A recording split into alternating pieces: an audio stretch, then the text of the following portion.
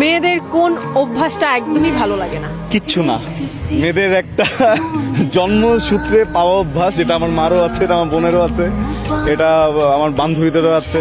জীবনে প্রেম করেছিলাম, আমার ওই প্রেমিকারও ছিল।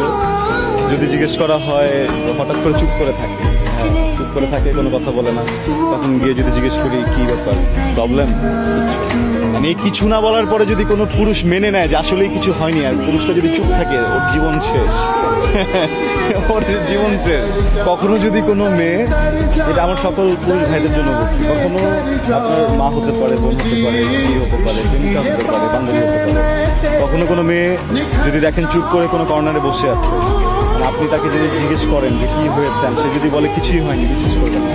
তাকে তারপরে খোয়াবেন, তাকে বলবেন যে সেটা হয়েছে, আমি কিছু করছি, আমি একটু ভুল করছি, আমি সরি। এইভাবে মানে যদি ভুল নাও থাকে, একবার দুবার সরি বলবেন, দেখবেন ঠিক হয়ে যাবে। প্রশংসা করে দেবেন।